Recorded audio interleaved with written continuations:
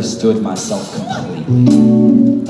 We were having a party. You remember that? Yeah, we were having a party in a house falling out of the sky. Every clique showed up. The ones who loved the smell of gasoline, the shy beautifuls, the gimmies, and maybe next year's, the boring childhooders who trashed their lives for fun. The house rotated as it made it through the storm. Eyeball-sized hail sailed sideways through the windows as the single pane survived the great fire, 100-year-old glass all smashed. But we laughed, we dropped the hailstones in our drinks and danced. We started chanting something optimistic that we knew was maybe mostly bullshit, but that if we still felt 0.1% how we felt in that moment in the morning, that it would be an energy that could shake neighborhoods from their foundations.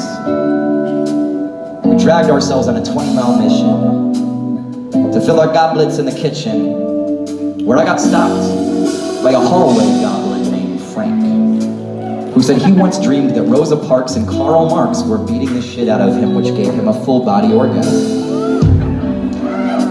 Okay, Frank. I told him my dad analyzes dreams for a living, believes they're portals to the subconscious. I believe him, so I don't judge you, Frank. We're all weirdos here. My dad still refuses to drive Beamers because they made cars for Hitler, but I always suspected that was convenient logic for a family that only pushed used station wagons. I told Frank how I found a matchbook in my family's house from my dad's 1955 bar mitzvah. It still has 9 dry, unused matches that haven't been torn from the cardboard. It's a time machine, and it remains my second most prized possession. Do you understand this? Frank, you are in the presence of a motherfucker who owns fire from the past. Can you imagine getting high with a flame from 1955? Can you? Do you feel connected to your ancestors? Do you? Do you ever feel strange? Wonder how the world's gaze has shaped you? Do you fear being shaken by the shoulders like an Etch-a-Sketch? Being mugged for your memories?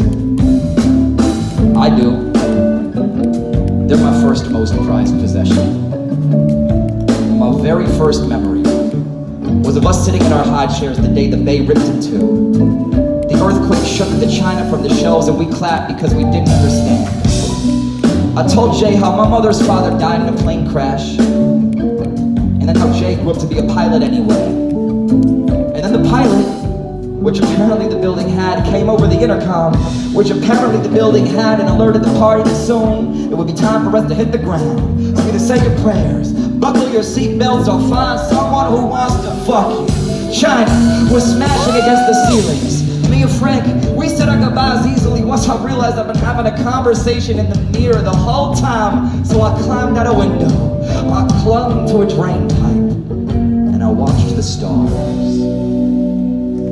paint the sky.